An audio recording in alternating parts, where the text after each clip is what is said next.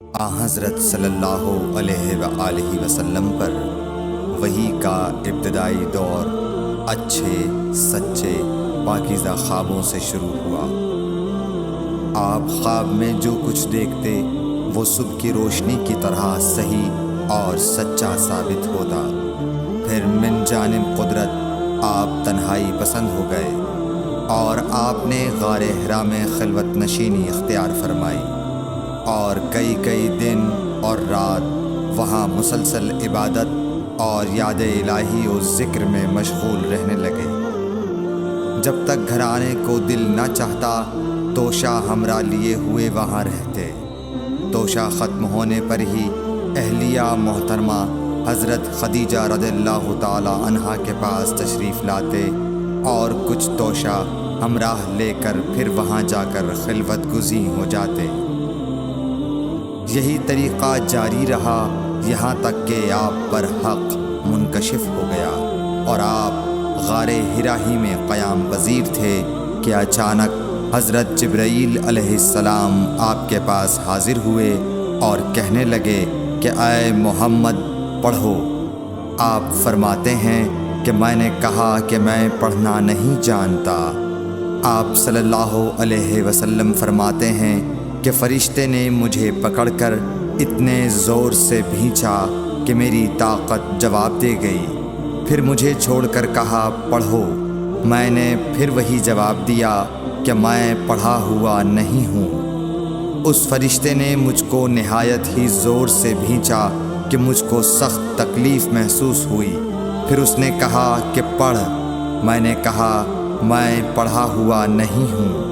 فرشتے نے تیسری بار مجھ کو پکڑا اور تیسری مرتبہ پھر مجھ کو بھینچا۔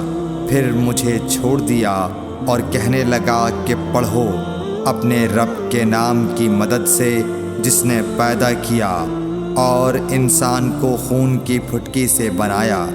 پڑھو اور آپ کا رب بہت ہی مہربانیاں کرنے والا ہے۔ بس یہی آیتیں آپ حضرت جبرائیل علیہ السلام سے سن کر اس حال میں غار حرا سے واپس ہوئے کہ آپ کا دل اس انوکھے واقعے سے کانپ رہا تھا۔ آپ حضرت خدیجہ کے ہاں تشریف لائے اور فرمایا کہ مجھے کمبل اوڑھا دو، مجھے کمبل اوڑھا دو۔ لوگوں نے آپ کو کمبل اوڑھا دیا۔ جب آپ کا ڈر جاتا رہا تو آپ نے اپنی زوجہ محترمہ حضرت خدیجہ رضی اللہ تعالی عنہا کو تفصیل کے ساتھ یہ واقعہ سنایا اور فرمانے لگے کہ مجھ کو اب اپنی جان کا خوف ہو گیا ہے۔ آپ کی اہلیہ محترمہ حضرت خدیجہ رضی اللہ تعالی عنہا نے آپ کی ڈھارس بندھائی اور کہا کہ آپ کا خیال صحیح نہیں ہے۔ اللہ کی قسم آپ کو اللہ کبھی رسوا نہیں کرے گا۔ آپ تو اخلاق فاضلہ کے مالک ہیں۔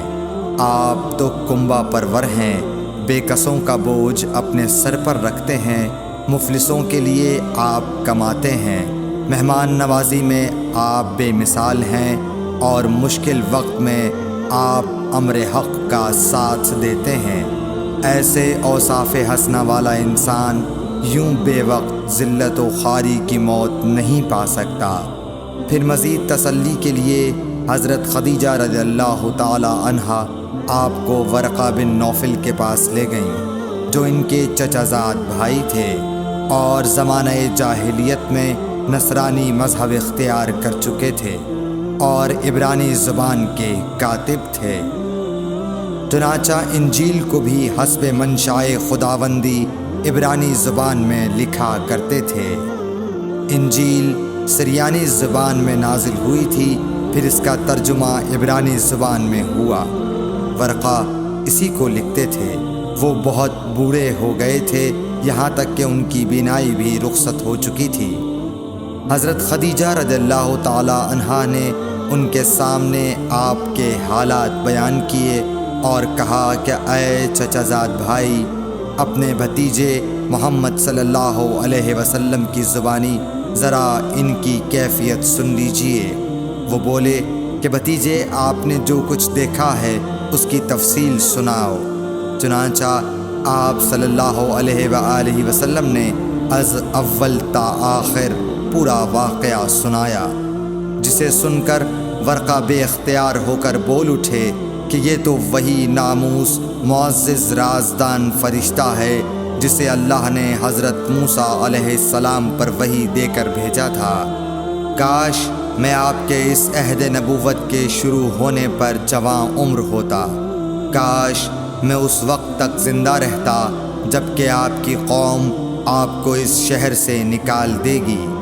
رسول کریم صلی اللہ علیہ وآلہ وسلم نے یہ سن کر تعجب سے پوچھا کہ کیا وہ لوگ مجھ کو نکال دیں گے، حالانکہ میں تو ان میں صادق و امین و مقبول ہوں۔ ورقہ بولا، ہاں یہ سب کچھ سچ ہے، مگر جو شخص بھی آپ کی طرح امر حق لے کر آیا لوگ اس کے دشمن ہی ہو گئے ہیں۔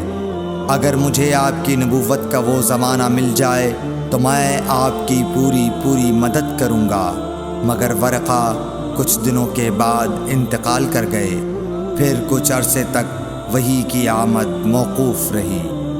صحیح بخاری حدیث نمبر 3۔